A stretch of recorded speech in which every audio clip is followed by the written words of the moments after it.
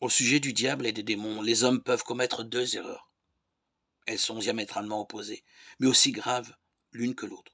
L'une consiste à nier leur existence, l'autre à y croire, mais à leur porter un intérêt excessif et malsain. Les sectes sataniques ont une influence de plus en plus grande et notoire, surtout auprès des jeunes. 70% des jeunes adolescents sont entrés en contact avec du matériel satanique. Il faut dire que nos enfants sont initiés précocement. Les rayons pour enfants de bibliothèque regorgent d'anthologies parfaitement documentées sur les rituels sataniques et autres procédures d'envoûtement ou de magie noire. Pour ne citer que quelques-uns, le livre de l'apprenti sorcier, un guide du monde magique d'Harry Potter, le livre secret des sorcières, le grimoire des sortilèges à l'usage des jeunes sorciers.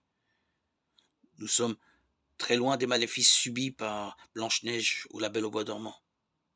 Peu après, les jeux de rôle les immergeront dans le monde de la magie très noire pendant des heures et des heures. Sous prétexte de jouer une aventure épique, les jeunes incarnent différents personnages qui, le plus souvent, n'ont pour but que d'anéantir par tous les moyens, en particulier magiques et sataniques, l'ensemble de leurs adversaires. Si on y ajoute les bandes dessinées qui non seulement versent de plus en plus dans la haine du christianisme,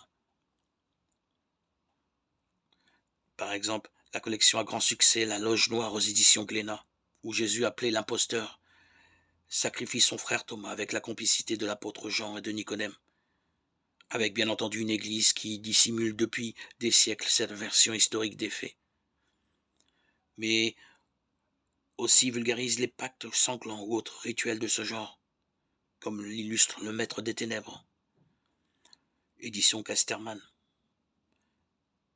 La musique gothique ou métal ou les sites internet où il est même devenu presque facile de se procurer des vidéos extrêmes qui contiennent des sacrifices humains, des sabbats lucifériens, tout concourt à banaliser et à faire l'apologie du monde, de l'occulte et de Satan.